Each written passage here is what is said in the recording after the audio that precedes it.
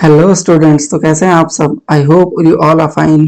तो जैसा कि आप जानते हैं, इस चैनल पर हम 9th और 10th क्लास के साइंस का सिलेबस कवर करने वाले हैं। तो आज सबसे पहले हम वीडियो में 10th क्लास का फर्स्ट चैप्टर डिस्कस करने वाले हैं।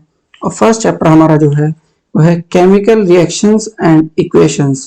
तो फर्स्ट चैप्टर डिस्कस करते हैं, आइए देखते हैं। तो फर्स्ट चैप्टर में सबसे पहला आता है हमारा chemical reactions.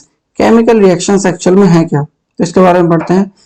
The process in which new substances are formed with new chemical or physical properties is called chemical reaction।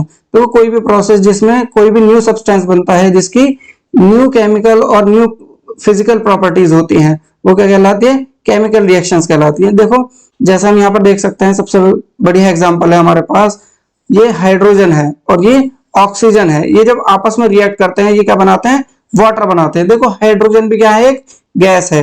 और ऑक्सीजन भी क्या है? एक गैस है। और इन दोनों ने मिलकर के क्या बनाया है? H2O वाटर, जो कि लिक्विड होता है।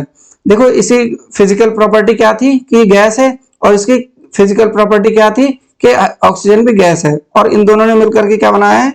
वाटर। और इसकी फिजिकल प्रॉपर्टी क्या है कि लिक्विड है। देखो ये तो हो गई फिजिकल प्रॉपर्टीज की बात, लेकिन केमिकल प्रॉपर्टीज की बात अगर हम करें तो देखो हाइड्रोजन क्या है? हाइड्रोजन एक बहुत ही फ्लेमेबल गैस होती है। फ्लेमेबल मतलब बहुत जल्दी इसमें आग लग जाती है। सबसे जल्दी जो आग लगती है वो किस में लगती है? हाइड्रोजन में लगती है। दूसरा ऑक्सीजन। ऑक्सीजन एक ऐसी गैस है जिसके बिना आग लग ही नहीं सकती। मतलब कहीं पे भी अगर आग लगती है तो ऑक्सीजन की प्रेजेंट में ही लग सकती है, बिना ऑक्सीजन की प्रेजेंट के आग नहीं लगती। तो देखो ये दोनों बिल्कुल फ्लेमेबल गैसेस हैं, और इन दोनों ने मिलकर के क्या बनाया है? H2O वाटर, जो कि हमारा आग बुझाने के काम आता है। देखो तो इनकी केमिकल प्रॉपर्टीज भी कितनी चेंज हो गई रिएक्शन के बाद। दोनों फ्लेमेबल थी और बाद में क्या बनाया है? वाटर बनाया है, जो कि आग बुझाने के काम आता है। ऐसे ही यहाँ पे देख सकते हैं हम Na सोडियम। सोडियम देखो हम खा नहीं सकते, जहरीला होता है। क्लोरीन भी थोड़ी थोड़ी ऐसे ही होती है, हम कह सकते हैं ये भी जहरीली हो सकती है। लेकिन ये दोनों मिलकर के क्या बनाती हैं? NaCl। NaCl क्या होता है? हमारा नमक होता है। और नमक हम इतना ज्यादा यूज करते हैं खाने में अपने, कि हमारे अगर खाने में नमक ना हो तो हम मम्मी को बोलते हैं कि मम्मी कैसा खाना बनाया, मजा ही नहीं आ रहा। दीदी कैसा खाना बनाया, मजा ही नहीं आ रहा। बिना नमक के हमारी जिंदगी, डेली लाइफ हमारी चलती नहीं है। लेकिन इन दोनों की पहले प्रॉपर्टीज क्या थी कि ये दोनों बिल्कुल, मतलब कह सकते हैं कि हम इन्हें खा नहीं सकते थे, और बाद में बिल्कुल इनके बिना हम रह ही नहीं सकते रिएक्शन के बाद। इसके बाद आगे हम देख लेते हैं केमिकल रिएक्शंस होने के लिए क्या क्या चीजें जरूरी हैं। देखो केमिकल रिएक्शन होने के लिए दो चीजें जरूरी हैं, एक रिएक्टेंट्स और एक प्रोडक्ट्स। देखो रिएक्टेंट्स और प्रोडक्ट्स क्या होते हैं, पहले ये देख लेते हैं। केमिकल सब्सटेंसेस विच रिएक्ट्स और डिसअपियर्स, मतलब जो रिएक्ट करते हैं या डिसअपियर हो जाते हैं ड्यूरिंग और आफ्टर द रिएक्शन, या तो रिएक्शन के चलते चलते या रिएक्शन होने के बाद, आर कॉल्ड एज रिएक्टेंट्स। देखो यहाँ पे एग्जांपल से समझ लेते हैं। ये AgNO3 और NaCl, ये दोनों हमारे क्या हैं? रिएक्टेंट्स हैं। और यहाँ पर रिएक्शन हुई हमारी, इसके बाद में जो बना है प्रोडक्ट है। प्रोडक्ट देख लेते हैं एक बार। Chemical substances which are formed और अपीयर्ड, जो बनते हैं या फिर अपीयर होते हैं, दिखते हैं ड्यूरिंग और after the chemical reaction, reaction चलते हुए या फिर after the chemical reaction, are called as products. तो ये NO3 और ये AgCl, ये क्या है हमारे? ये प्रोडक्ट्स हैं, जाहिर सी बात है। देखो यहाँ पे दो रिएक्टेंट्स हैं, एक AgNO3 और एक NaCl, लेकिन यहाँ पर प्रोडक्ट भी दो ही हैं, NaNO3 AgCl। लेकिन ऐसा नहीं है कि हमारे दो प्रोडक्ट होंगे तो दो मतलब रिएक्टेंट्स थे तो दो ही प्रोडक्ट बनेंगे, या फिर कह सकते हैं कि तीन रिएक्टेंट होंगे तो तीन ही प्रोडक्ट बनेंगे। ऐसा नहीं है। देखो रिएक्टेंट एक सिंगल भी हो सकता है। देखो यहाँ पे NaCO3 अकेला है, लेकिन इसने प्रोडक्ट जो बनाए हैं Na2CO3 बनाया है, H2O बनाया है और CO2। यहाँ पर तीन प्रोडक्ट बनाए हैं, 1 2 और 3। लेकिन रिएक्टेंट कितना था? सिर्फ एक अकेला था।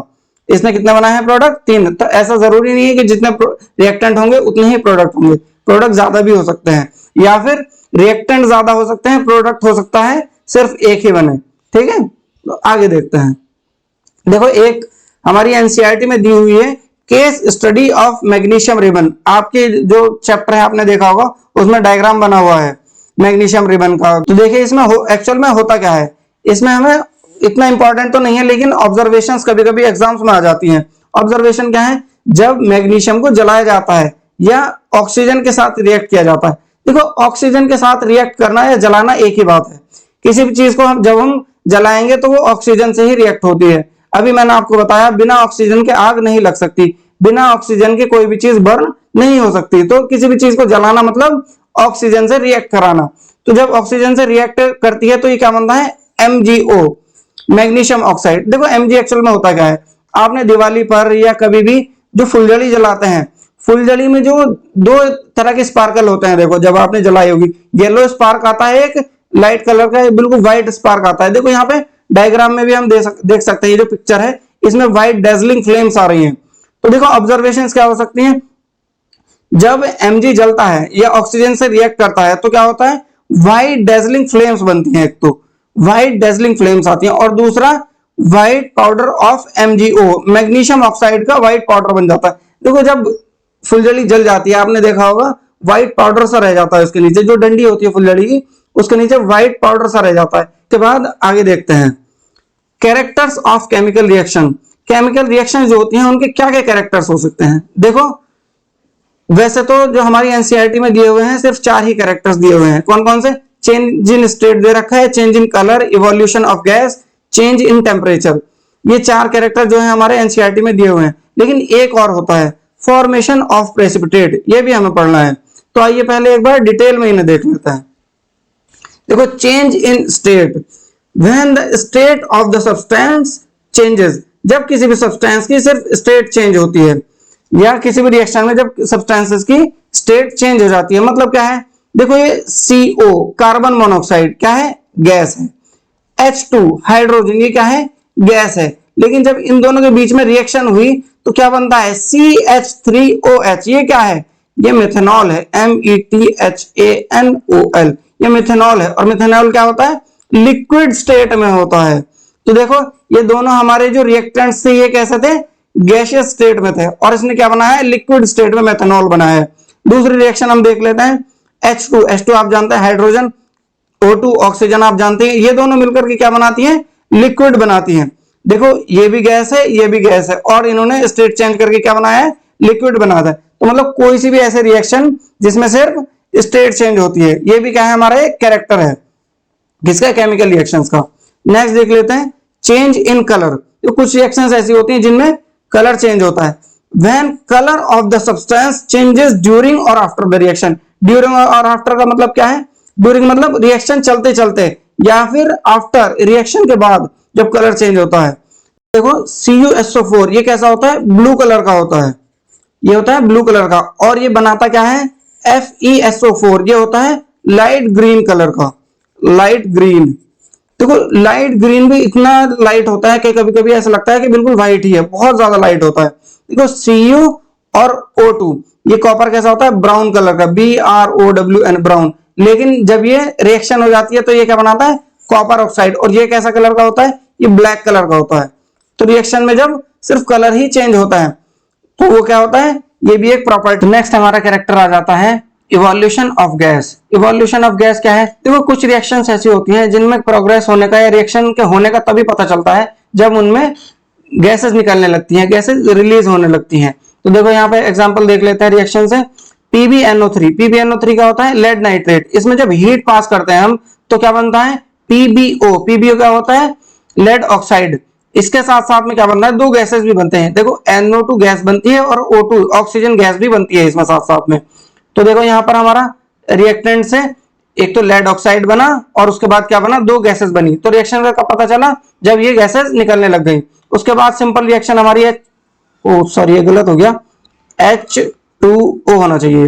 तो H2O में जब इलेक्ट्रिसिटी पास हम करते हैं तो क्या बनता है, हाइड्रोजन गैस में टूट जाता है और ऑक्सीजन गैस में टूट जाता है।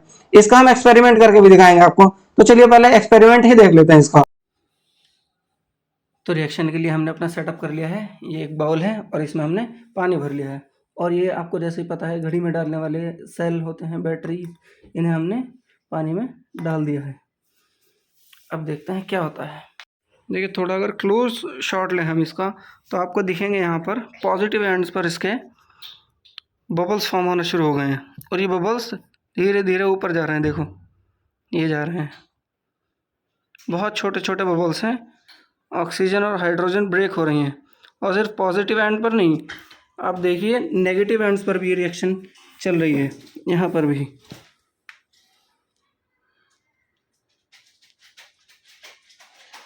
देखिए बबल्स ऊपर की तरफ जा रहे हैं, कितने सारे बबल्स एक साथ इकट्ठे हो गए यहाँ पर।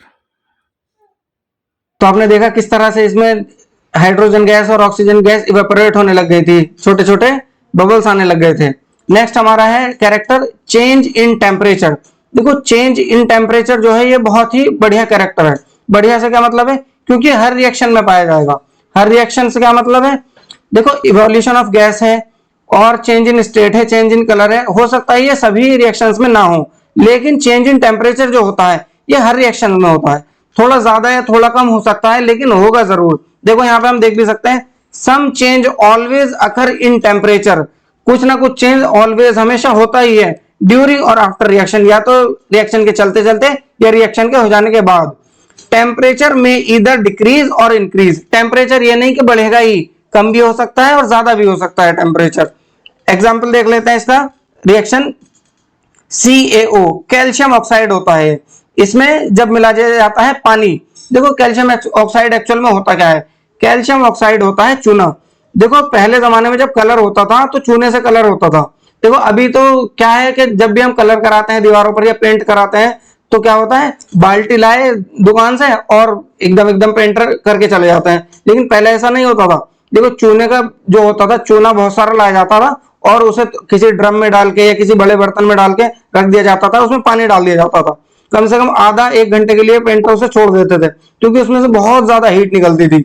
और हीट निकलने के बाद जब वो ठंडा हो जाता था उसके बाद पेंट किया जाता था। इसका हम एक्सपेरिमेंट करके भी दिखाएंगे, एक बार इसे समझ लेते हैं। देखो कैल्शियम ऑक्साइड में जब पानी डाल देते हैं तो ये क्या बनता है, कैल्शियम हाइड्रोक्साइड, और हीट जनरेट होती है इसमें से बहुत ज्यादा। तो आइए पहले इसका एक्सपेरिमेंट देख लेते हैं करके कैसे हीट निकलती है। तो एक्सपेरिमेंट के लिए सबसे पहले हमने अपना सेटअप तैयार कर लिया है। ये ग्लास देखो, हम इसमें पानी डाल देते हैं सबसे पहले। और ये जो है हमारे पास वाइट, ये रखा है हमारे पास चूना जिसकी हम बात कर रहे हैं। देखो चूना इसमें डलते ही बिल्कुल रिएक्शन स्टार्ट हो चुकी है और धीरे धीरे धीरे धीरे ये हीटिंग होना शुरू हो जाएगा।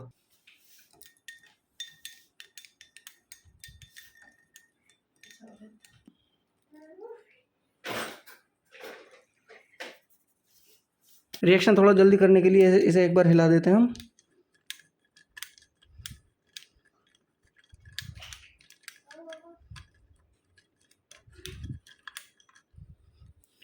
और आप लोग शायद वहाँ से फील ना कर पाए, लेकिन यहाँ से मैं टच कर रहा हूँ तो ये ग्लास गर्म हो चुका है, थोड़ा थोड़ा हीट होना शुरू हो चुका है। नीचे से तो काफ़ी ज़्यादा यहाँ से गर्म हो चुका है, धीरे धीरे पूरा गर्म हो जाएगा। तो देखिए रिएक्शन ये थी कि हम किस तरह से रिएक्शंस में हीट प्रोड्यूस होती है। देखो कितनी ज़्यादा इसमें बबल्स फॉर्म हो रहे हैं, बहुत ज़्यादा हीटिंग हो रही है, आप देख सकते हैं यहाँ पर। और टच भी नहीं किया जा रहा है, बहुत ज़्यादा गर्म हो चुका है ग्लास। एक्सपेरिमेंट करने के बाद ग्लास धोने गया था तो इतना ज़्यादा गर्म हो चुका था कि ठंडा पानी डालते ही ग्लास टूट गया। देख सकते हैं आप कितना ज़्यादा गर्म हो चुका होगा। तो आपने देखा कितनी ज़्यादा हीट निकलने लग गई थी उसमें से। इसके बाद हम देखते हैं अपना लास्ट कैरेक्टर क्या है। हमारा लास्ट कैरेक्टर है हमारा फॉर्मेशन ऑफ प्रेसिपिटेट। देखो ये हमारा एनसीईआरटी में नहीं दिया हुआ है, लेकिन इसके बारे में भी हमें पढ़ना है, क्योंकि ये भी एक कैरेक्टर होता है। एक्चुअल में प्रेसिपिटेट क्या होता है पहले ये देख लेते हैं। Precipitate is a substance which settles down after the reaction in solid form। देखो ऐसे सब्सटेंस जो रिएक्शन के बाद सॉलिड फॉर्म में नीचे की तरफ सेटल हो जाते हैं। देखो मान लो ये एक बीकर है और यहां पर कोई भी रिएक्शन हुई, ये लिक्विड पार्ट है इसका, लेकिन रिएक्शन होने के बाद जो है हमारा कोई भी हार्ड वाला है सॉलिड पार्ट जो है वो नीचे बैठ गया, तो ये जो सॉलिड पार्ट होगा ये क्या कहलाएगा, हमारा प्रेसिपिटेट या पीपीटी शॉर्ट में कहते हैं इसे, वो कहलाएगा। देखो आगे देखते हैं। If there is formation of PPT, it will be a sign that reaction occurred। देखो PPT अगर बन जाती है तो ये किसका साइन है, ये साइन है कि रिएक्शन हो चुकी है। इसका सबसे बढ़िया एग्जांपल हम देख सकते हैं। देखो जब पनीर बनाया जाता है तो दूध को फाड़ा जाता है, दूध में विनेगर या फिर नींबू डाल दिया जाता है। तो नींबू डालने के बाद जब रिएक्शन हो जाती है उसमें, तो जो प्रेसिपिटेट या फटा हुआ दूध होता है वो नीचे बैठ जाता है। तो नीचे बैठा हुआ जो फटा हुआ दूध होता है वो क्या कहलाता है, प्रेसिपिटेट कहलाता है। इसमें आगे देखते हैं। Note, reaction in which PPT is formed is called precipitation reaction. देखो ऐसी रिएक्शन जिनमें प्रेसिपिटेट फॉर्म होता है या पीपीटी फॉर्म होती है वो क्या कहलाती है? प्रेसिपिटेशन रिएक्शन कहलाती है। और इसी के साथ हमारा ये फर्स्ट लेक्चर कंप्लीट हो जाता है इस चैप्टर का। देखो इस चैप्टर को हम 3 लेक्चर्स में पढ़ने वाले हैं। ये फर्स्ट लेक्चर हो गया हमारा और इसके बाद 2 लेक्चर्स और होंगे। मुश्किल से 15 से 20 मिनट की वीडियोस होनी चाहिए क्योंकि बीच में एक्सपेरिमेंट भी है, आपको पता ही है। देखो इसके बाद हमारा रह जाएगा बैलेंसिंग ऑफ इक्वेशंस या बैलेंसिंग ऑफ रिएक्शंस। वो थोड़ा सा टफ पार्ट होता है तो वो हम नेक्स्ट लेक्चर में या अलग से लेक्चर में पढ़ेंगे उसे किसी दिन। तो ये वाला पार्ट बिल्कुल अलग हो जाएंगे और बैलेंसिंग वाला पार्ट बिल्कुल अलग हो जाएगा। आई होप आपको ये वीडियो समझ आई होगी, अच्छी लगी हो तो लाइक एंड शेयर करें और चैनल को सब्सक्राइब करें। Thank you.